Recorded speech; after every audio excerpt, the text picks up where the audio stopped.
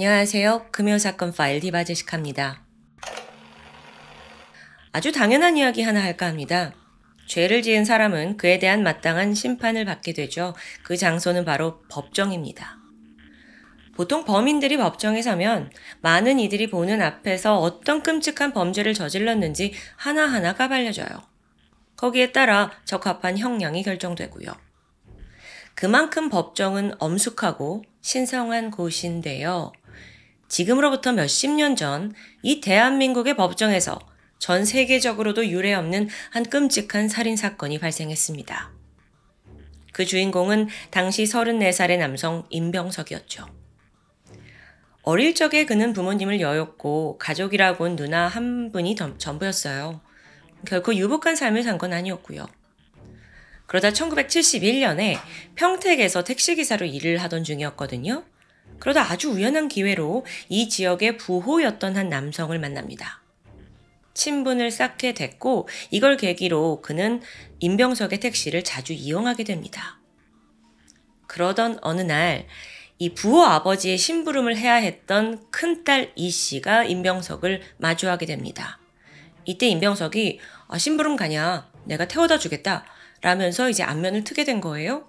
그리고 이후에도 그녀는 종종 임 씨의 택시를 이용하게 되죠.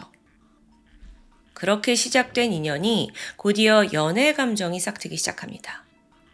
사실상 여자 쪽 집안에서는 별로 달가워하지 않았어요. 부잣집 딸과 택시기사의 만남이잖아요. 게다가 임병석은 거의 고아였고 초등학교만 졸업한 상황입니다. 근데 이 두 사람의 사랑이 얼마나 불같이 뜨거웠는지 끝내 둘은 인근의 방을 얻더니 동거를 시작하게 됩니다. 그 당시가 70년대라는 걸 생각해도 상당히 거침없고 또 위험한 결정들이었어요. 그런데요, 사실 이들 연애에는 더 큰 장애물이 있었죠. 임병석은 한 차례 이혼한 전력이 있습니다. 전처와의 사이에서 딸까지 낳았고요. 거기에 더해 폭력과 절도 전과 기록까지 있어요. 미쳐버리죠. 그래서 실제로도 이 사람이 막 화가 나면 욱해가지고 폭력적인 모습을 보였다는데요. 그럼에도 큰딸 이 씨는 어리석게도 사랑만을 맹신하면서 동거를 시작한 거예요. 근데 얼마 안 가 임병석의 본색을 알아채게 되죠. 그래서 서둘러 관계를 정리하고 본가로 도망치듯 돌아왔어요. 자, 그런데 이때부터 임병석이 길길이 날뛰기 시작한 겁니다. 매일같이 이 씨 집을 찾아가서 난동을 부려요. 너 나랑 결혼 안 해주면 너 가만두지 않을 거야. 으름장을 놓는 거예요. 이런 상황에서도 당연히 이 씨의 부모님은 둘의 만남을 완강히 반대했습니다. 누가 봐도 내 귀한 딸을 저런 남자한테 주고 싶지 않잖아요. 허락할 수 없죠. 근데 시간이 갈수록 임병석이 더 집요해져요. 그러면서 부모의 저 반대가 너무도 부당하다라는 생각이 들었고 점점 이 씨의 가족 전체에게 깊은 앙심을 품기 시작합니다. 그러던 어느 날 임병석이 이 씨의 어머니를 대상으로 폭행 사건을 일으켜요. 이로 인해서 6개월의 징역을 선고받게 되죠. 근데 이 6개월이란 시간이 순식간에 지나갔고요. 1974년 4월 20일 그는 만기 출소합니다. 이게 끔찍한 비극의 서막이었어요. 임병석이 출소하고 바로 다음 날 그는 이 씨의 집을 찾아갑니다. 그를 발견한 가족들 너무 놀라서 바로 경찰에 신고를 했죠. 그래서 그나마 임병석이 파출소에 구금이 되거든요. 그런데 채 하루가 지나지 않은 다음 날 완전히 이성을 잃은 임병석이 경찰들이 한눈을 판 사이 파출소에서 탈출해버려요. 뭐 이렇게 허술해? 자, 지금 그야말로 도끼 가득한 맹수 한 마리가 고삐가 풀려버린 상황입니다. 그는 그대로 한 손에 도끼를 쥐고 이 씨의 집으로 찾아갔어요. 그리고 자기 눈앞에서 마주한 이 씨와 그녀의 가족들에게 무자비하게 도끼를 휘둘렀습니다. 이 일로 인해 외할머니가 현장에서 숨졌고요. 이 씨와 그녀의 어머니, 여동생까지 중상을 입는 참사가 벌어집니다. 임병석은 범행 직후에 살인 및 살인미수 혐의로 체포가 되는데 여러분 이게 출소한 지 불과 사흘 만에 벌어진 일이었어요. 이 살인 상해 사건이 벌어진 이후 임병석은 재판을 받았고요. 1심에서 사형을 선고받습니다. 그런데 2심에 갔는데 무기징역으로 감형이 돼요. 그 이후에는 그냥 무기수로 복역을 하게 된 거죠. 자, 여러분, 일반적이라면 사건은 이쯤에서 마무리되기 마련입니다. 하지만 오늘 사건 좀 달라요. 임병석은 투옥된 후에도 여전히 이씨 가족에 대한 분노를 사그러뜨리지 못하고 있더라고요. 그러면서 한 가지 행동을 하기 시작하는데 편지를 보내는 일이었어요. 그 내용이 뭐였냐면 내가 감옥에서 10년 정도 얌전히 지내면 모범수 돼서 감형받고 나갈 수 있어. 그때 내가 너네 다시 찾아가서 너네 가족 몰살해버리고 한 풀 테니까 각오해라. 정말 무시무시한 협박입니다. 감옥에서도 이걸 보내는 거야. 그런데 당연히 이런 편지를 보내는 것 자체가 쉽지 않지 않나요? 보통 교도소에서는 재소자들의 편지 내용을 다 검열하니까요. 그러자 임병석이 머리를 썼습니다. 교도소 동기들을 이용한 거예요. 그래서 감옥 안에서 친해진 재소자들 중에서 사회로 나가는 그들한테 편지를 좀 전해달라고 부탁하게 되죠. 이런 방식으로 무려 10차례 이상 이 씨의 집에 무서운 협박 편지를 보냈어요. 와, 이미 외할머니를 잃고 정말 온 가족한테 끔찍한 고통을 남겼는데 협박 편지는 계속 도달합니다. 밤에 잠을 자지 못할 정도로 무섭죠. 그래서 견디다 못한 가족들이 편지가 올 때마다 임병석을 재차 신고하게 돼요. 그렇게 임병석은 또다시 협박 혐의로 다시 한번 재판에 서게 됩니다. 그러니까 이미 무기징역을 선고받고 복역 중인 건 맞아요. 그런데 외부인을 상대로 새롭게 저지른 범죄로 재판을 받는 건데요. 사실 이것도 굉장히 이례적인 일이죠. 심지어 이 재판은 앞서 무기징역을 받은 지 거의 6개월 만인 1974년 10월 17일에 진행되었습니다. 당시 법정의 절차에 따라서 피해 당사자이자 증인 신분으로 이 씨의 아버지 A씨가 재판에 출석합니다. 죄수복을 입고 임병석이 법정에 등장을 했고요. 얼마 후에 검사는 아버지 A씨를 증인석으로 소환하게 돼요. 이와 동시에 임병석 역시 오랫동안 준비해온 자신만의 복수를 시작하게 되죠. 자, 우선 사건은 그 재판 당일 아침으로 거슬러 올라갑니다. 그날 임병석은 평소와 같이 작업장으로 향했어요. 감옥에서요. 그는 최근에 교도소 내의 철물 작업장에서 우체통을 만드는 일을 하고 있었거든요. 근데 얼마 전 여기서 30cm 정도 길이의 작업용 줄칼 하나를 훔쳤습니다. 미리 이걸 날카롭게 갈아뒀죠. 그리고 그 줄칼을 양말 속에 숨긴 상태로 법원에 도착합니다. 당연히 법원으로 출발하기 전에 교도관이 몸수색을 하긴 했어요. 하지만 안타깝게도 양말 속에 있는 그 칼을 찾아내진 못했죠. 재판 몇 시간 전이었는데요. 검찰청 내에 구치감에 임병석이 수감이 되어 있었습니다. 이때 시간이 길어지면서 점심 식사가 제공이 돼요. 근데 식사와 함께 나무젓가락이 나왔죠.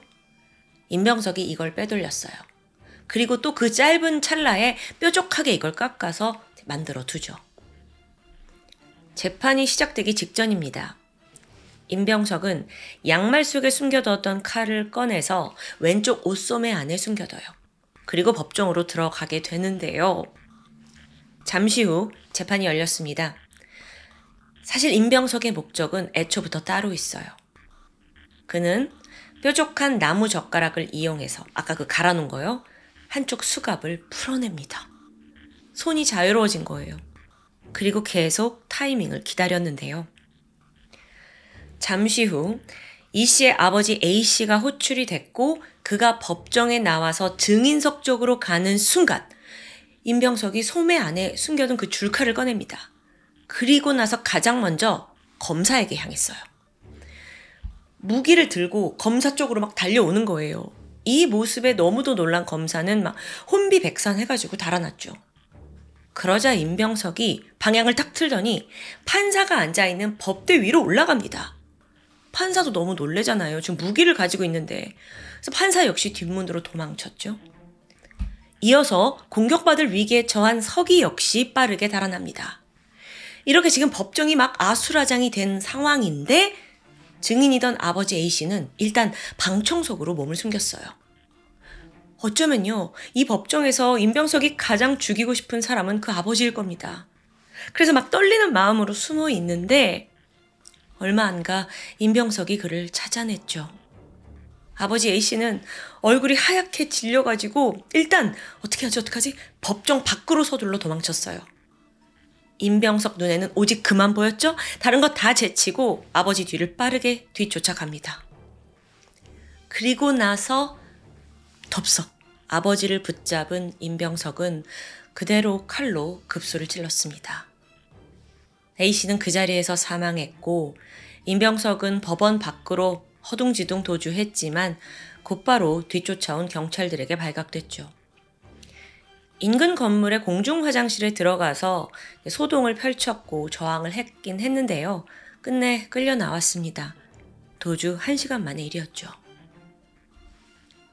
여러분, 여기까지 들으셨을 때 2025년을 살고 있는 우리에게 이 모든 과정이 좀 잘 이해가 되지 않을 수도 있어요. 알다시피 법정 내 경비는 굉장히 삼엄합니다. 그런데 어떻게 임병석이 제지도 받지 않고 검사, 판사 막 공격하고 또 아버지 A씨를 살해까지 할 수 있었던 걸까요? 여기에서 법정의 아주 치명적인 약점이 드러난 거죠. 법정에는 안전 책임지는 특수한 보안 요원들이 있긴 해요. 그들을 현재는 법원 보안관리대라고 부르고 있는데요. 당시에는 방호원이라는 명칭의 공무원입니다. 사건 당일 임병석이 막 난동을 부리고 있었잖아요.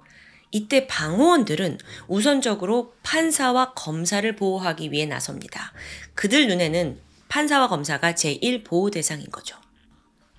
게다가 그 당시 법정에는 7명의 교도관도 동행한 상태였어요. 근데 하필이면 이 재판이 임병석의 단독 재판이 아닌 거예요. 그러니까 다른 재소자들이 여럿 있었다는 거죠. 임병석이 막 난동을 시작한 직후 교도관들의 우선순위는 지금 자기네들이 데리고 온 이 재소자들이 행여나 동요를 할까봐 이걸 막아야 하는 게 중요합니다. 추가적인 범행을 일으킬 수 있으니까요. 제재하는 거 너무 중요해요. 근데 여기서 빈틈이 생긴 겁니다. 그럼 방청 속에 있는 사람들은 누가 보호할 수 있죠? 또 증인은요? 그다 더 중요한 건 정작 임병석을 막아설 사람이 없었다는 점이에요. 근데 여기서 더 충격적인 사실이 있습니다. 임병석 본인은요, 애초에 이 모든 걸 철저히 계획했어요. 원래부터 그의 목표는 이씨 가족을 살해하는 거였습니다. 편지에 내가 모범수로 가명을 받고 출소를 하면 이런 말이 적혀 있었지 않잖아요. 근데 사실 진짜 그가 노린 때는 바로 이 순간, 법정에 있는 그 순간이었죠. 이씨 가족이 계획대로 자기를 고소하고 재판에서 만나는 그때입니다. 임병석은 아버지가 증인으로 나올 걸 미리 짐작했어요. 무기수인 자신이 그 타겟과 재회를 하려면 법정 밖에 공간이 없는 거예요. 그렇게 임병석은 자기 계획이 맞아 떨어지기를 막 바라면서 재판 당일까지 흉기를 준비했고 결국 이런 법정 참극이 벌어지고 말았던 겁니다. 이거 완전 법정 모독이잖아요. 이후에 임병석이 체포가 됐고 빠르게 사형을 다시 선고받았죠. 어찌 보면 당연한 결과인데도요. 임병석은 반성의 김이 전혀 없어요. 항소를 합니다. 가명 말도 안 되고요. 항소 기각되면서 1976년 12월 28일 임병석의 사형이 집행되었습니다. 참고로 여담인데 당시 그는 한국 최초의 연쇄살인마라고 불리는 김대두와 함께 사형을 당했다고 합니다. 이 사건은요, 말 그대로 대한민국 사법사상 초유의 법정 증인 살인사건이었습니다. 게다가 법정이 피해자들한테 그렇게 안전한 공간이 아니잖아 라는 어떤 그런 생각을 선사하기도 해요. 앞으로 증인들이 신변 위협을 느껴서 저 증언 안 할래요. 저 그렇게 증언 못하겠어요. 이럴 가능성도 있잖아요. 중대한 사안이죠. 그래서 법무부도 이 혼란을 빠르게 진압해야 했습니다. 그리고 분명 누군가는 책임을 져야 해요. 가장 먼저 지적된 건 교도소에서 법원으로 출발하기 전 임병석 몸수색을 한 교도관들입니다. 아니, 왜 양말 안에 있던 걸 못 찾아냈죠? 나중에 조사해보니까 꼼꼼하게 몸수색을 하지 않았다는 게 드러나요. 그들도 인정을 했고요. 그냥 팔과 허리, 여기 이렇게 가볍게 훑기만 했다고 하더라고요. 양말 안에는 뭐 생각조차 못한 거죠. 법무부는 이 과정에서 가담한 2명을 구속했고 4명을 파면합니다. 사건에 대한 책임을 이들에게 물은 거예요. 교도소장과 보안과장 역시 직위가 해제되었고요. 여러분, 전 세계적으로 법정에 나온 증인을 직접적으로 살해하는 사건은 정말 찾기 힘듭니다. 물론 법정 밖에서 증인의 목숨을 노리는 경우 꽤 있잖아요. 그런데 피고가 원고를 살해한 사건은 정말 유례 없어요. 그렇기 때문에 한동안 이 사건을 사법 정의에 대한 도전이다라고 보는 시선이 있었죠. 자신이 감옥 밖으로 나가지 못한다면 목표물을 내가 있는 곳으로 부르겠다라고 건방지게 생각한 범죄자 임병석. 저는 보통 범죄자에게 사형이 내려지고도 그 사람이 정말 제대로 어떤 판결을 받은 건지, 그게 적당했는지 다시 한번 기회를 줘야 하는 건 아닌가라는 입장이었습니다. 하지만 오늘 사건만큼은요, 임병석의 빠른 사형 집행이 정말 다행이라고, 정말 가슴이 후련해지는 순간이었습니다. 여러분은 어떻게 생각하시나요? 지금까지 금요사건 파일 디바제시카였습니다. 안녕하세요. 토요미스테리 디바제시카입니다. 1978년 전라북도. 당시 이 지역에서 백화양조라는 주류 회사의 영향력이 상당했습니다. 지금의 우리에겐 좀 낯선 기업이죠. 1945년에 설립된 백화양조는 청주나 인삼주 같은 다양한 술을 만들어 팔면서 입지를 쌓게 돼요. 현재에는 대기업에 인수돼서 합병된 상태고요. 하지만 그 주력 상품이던 백화수복만큼은 지금도 명맥을 이어가고 있죠. 자, 이 백화양조가 본거지를 두고 있던 건 전라북도 군산입니다. 당시 백화양조 회장의 아들 강구는 군산에서 고등학교를 다니고 있었거든요. 근데 워낙 유명 회사 자식이다 보니 지역 여학생들에게는 부잣집 아들이래 선망의 대상처럼 여겨졌어요. 그리고 같은 시기 군산의 모 여자고등학교에는 아주 예쁘기로 소문난 3학년 김양이 있었습니다. 남학생들로부터 끊임없는 구애를 받아올 만큼 아주 예쁘기로 소문났어요. 그런데 사실 김양은 백화양조 회장의 아들 강군과 오랫동안 교제 중이었죠. 이 2사람이 초등학교 동급생이었는데 어느 순간 알고 지내다가 갑자기 친구에서 연인으로 발전한 겁니다. 그 후 고등학교 3학년이 될 때까지 관계를 유지하고 있었고요. 이 2사람의 교제를 가장 기쁘게 여긴 건 다름 아닌 김양의 가족들이었습니다. 이 지역에서 제일 잘 나간다는 그 기업 아들이 딸과 사귄다? 이건 신분 상승의 기회가 될 수도 있으니까요. 사실 김양의 집안은 가난한 편이었습니다. 1978년이라는 시대적 배경을 감안했을 때 좋은 집안의 딸을 시집 보내는 건 신분 상승의 가장 빠른 방법으로 여겨질 수 있죠. 김양도 이걸 의식했던 걸까? 같은 해 4월에 김양이 어머니에게 엄마, 이제 우리 가족도 잘 살 수 있어 라는 말을 남겼다고 합니다. 추측컨대 김양과 강군 사이에 결혼 이야기가 오갔을 수도 있죠. 아니 사실 근데 이들이 지금 고3이잖아요. 시대적 배경상 그걸 감안했을 때 고등학교 3학년 2사람이 결혼을 상의하는 게 아주 섣부른 일만은 아니었습니다. 그렇게 2 젊은 남녀가 장밋빛 미래를 꿈꾸던 어느 날 뜻밖의 소문이 시작됩니다. 강군의 같은 반 친구가 이런 말을 한 거예요. 야, 네 여자친구 그 김양 걔 남자관계 되게 복잡하대. 아주 까져가지고 문란하다더라? 앞서 김양이 외모 때문에 군산 지역에서도 유명하다고 했죠. 들이대는 남자도 많았어요. 그렇기 때문에 강구는 여자친구에 대한 소문이 신경이 쓰일 수밖에 없죠. 시간이 갈수록 의심이 커지게 됩니다.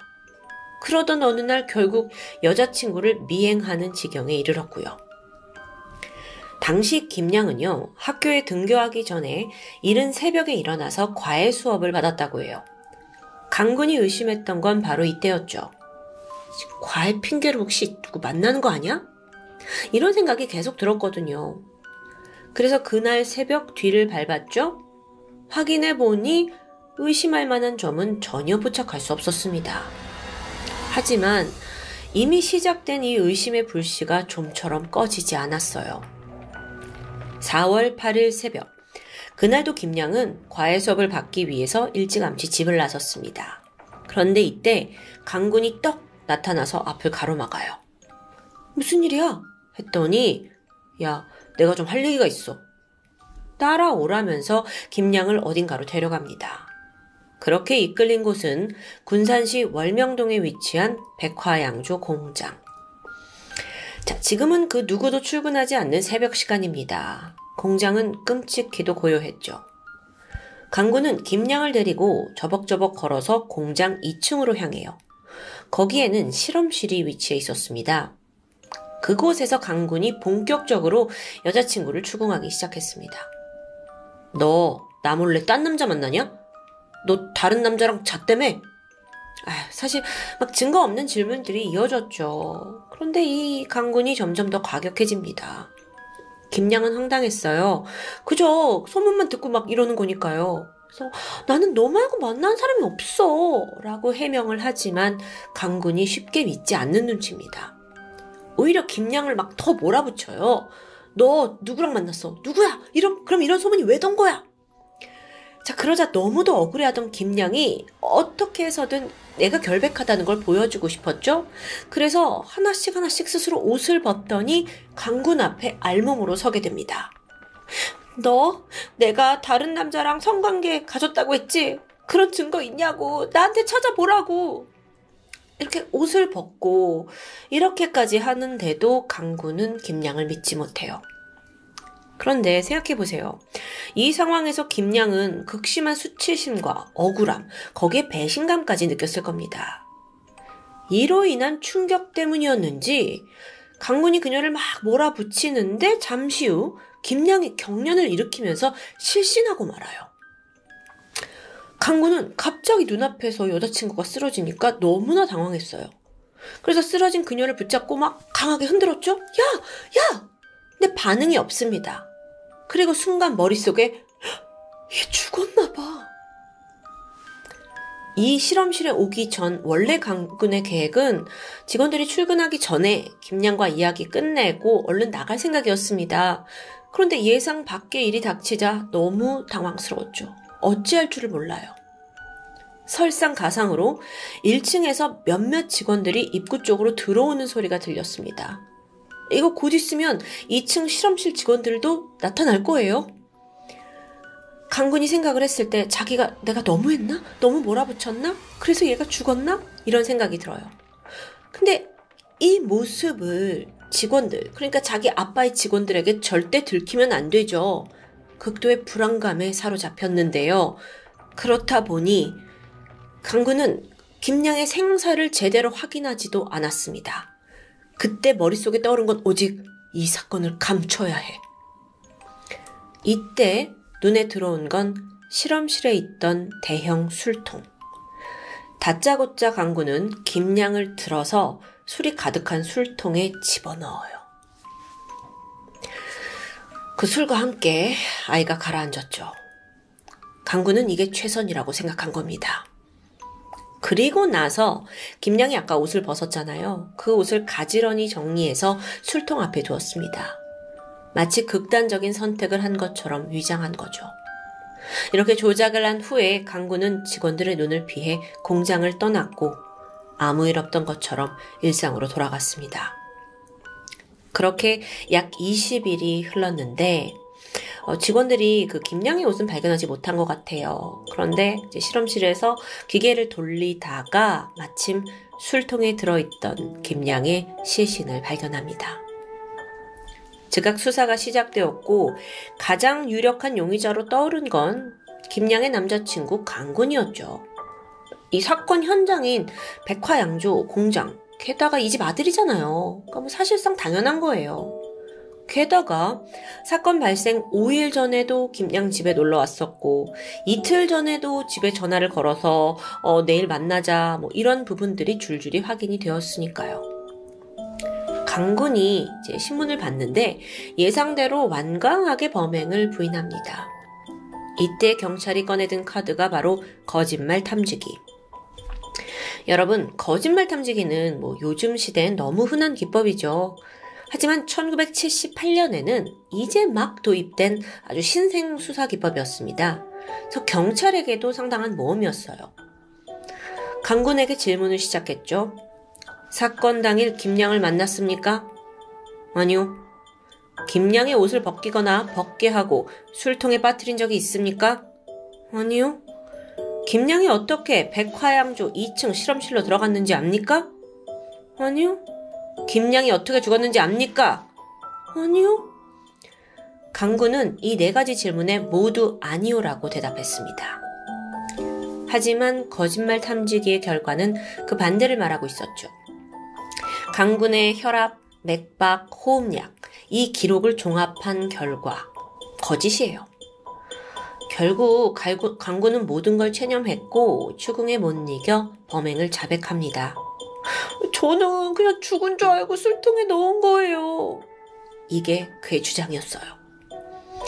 검찰은 강군의 진술을 토대로 그의 살인죄를 기소했습니다. 참고로 이 건은 대한민국에서 거짓말 탐지기 결과가 기소의 사유가 된 최초의 사례로 기록됩니다. 자, 재판이 시작되었죠. 하지만 강군 측 변호사는 거짓말 탐지기의 증거 능력을 인정할 수 있냐? 라면서 반발해요. 막 도입된 지 얼마도 안 됐으니까요. 사실상 현재에도 이 거짓말 탐지기의 결과는 법정에서 유죄 증거로 채택되는 경우가 굉장히 드물죠. 혐의를 판단하는데 참작할 사유가 될 뿐입니다. 그 당시 법원도 이 거짓말 탐지기 결과만으로 유죄를 판단하는 데는 무리가 있다고 판단했어요. 하지만 여타 다른 증거들을 통해서 강군의 범행 사실 자체는 인정했죠. 그 결과 그에게 내려진 선고는 단기 2년 6개월, 장기 3년의 징역형이었습니다. 장기, 단기 이게 좀 생소한 판결이죠. 만 19세 미만 소년범에게 내려지는 선고 방식인데요. 쉽게 말해서 수감 태도에 따라서 장기, 그러니까 길게는 3년, 단기, 짧게는 2년 6개월을 복역할 수 있다는 말입니다. 어떻게 복역을 하는지 그 태도를 좀 보고 기간을 탄력적으로 적용하는 방식이에요.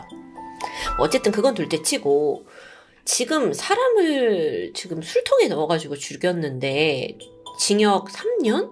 이건 너무한 거 아닌가 싶어요.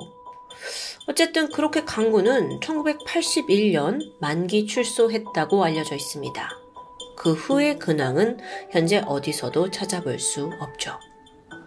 말도 안 되죠. 지금 같으면 절대로 같은 결과를 내올 수 없습니다.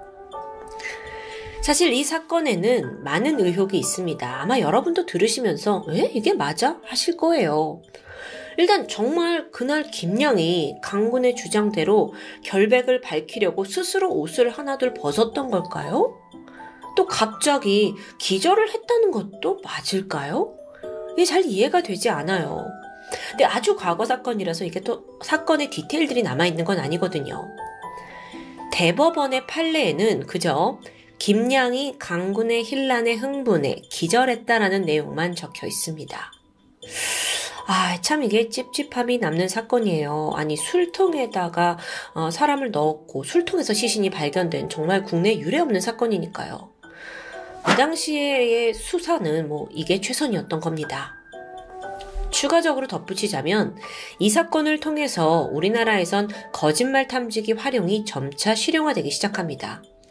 그로부터 2년 후인 1980년에 벌어진 이윤상군 유괴살인 사건. 이때는 거짓말 탐지기 결과가 수사에 아주 큰 영향을 미치기도 했고요. 한편 백화양조 이 회사 사장 아들이 여자를 죽게 하고 그것도 모자라 술통에 넣었다? 이거가 알려지면 백화양조의 이미지 그대로 곤두박질 치는 건 시간 문제죠. 사건이 알려지게 된 것도 참 극적인데요. 원래 한 언론사가 취재를 막 해서 최초로 사건을 보도했어요. 근데 이러면 기업 이미지 나락하잖아요. 그래서 백화양조 측에서 이 기사가 담긴 신문의 해당 호수를 전량 구매해서 폐기해버려요. 지금 같으면 상상도 못할 일인데 그때는 이런 방법이 가능했던 것 같아요. 어차피 지역신문일 테니까 다 회수한 거죠. 근데 언론사가 물러서지 않았습니다. 아예 이 사건에 대한 심층 보도지를 발매했어요. 그러자 백화양조 측에서 또 한 번 전량 구매해서 다 폐기해버려요. 이 과정이 몇 번 반복됐다고 합니다.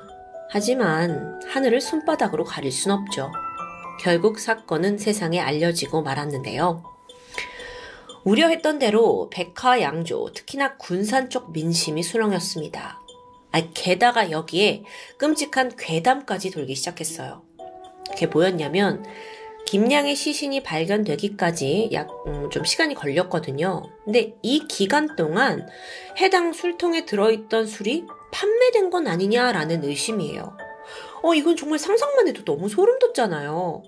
근데 이게 워낙 자극적인 이야기다 보니 소문은 빠르게 퍼져나가기 시작했죠. 그러다 보니 나중에는 아예 백화양조의 그 대표 상품이던 백화소주가 그거 김양의 시체가 들어간 채로 만들어졌대. 그대로 출고했대. 이게 괴담에서 그게 점점 기정사실화됩니다. 결국에는 여고생의 시체로 만든 소주다라는 이야기까지 파생되었고요. 현실적으로 실험실에 있던 술이 시중에 출고되었다는 건 와전된 것으로 보입니다. 또 김양의 시신이 발견된 통이 애초에 약간 술 찌꺼기를 모아놓는 곳이었다라는 이야기도 있어요. 술통이 아니라 술 찌꺼기 통이다. 근데 확실한 건 이 사건으로 인해 백화양조 측은 엄청난 하락세를 경험했고요. 결국 1년도 안 돼서 소주 사업을 접게 되었다는 부분입니다. 그럼에도 지금까지 여고생의 시체로 만든 소주, 이런 엽기적인 이야기는 괴담처럼 전해지고 있습니다. 하지만 이 사건에서 진짜 무서운 건 따로 있죠. 바로 김양을 살해한 강군이 우리 사회 어딘가에서 멀쩡히 살아 숨쉬고 있다는 점 아닐까요? 토요미스테리 디바제시카였습니다.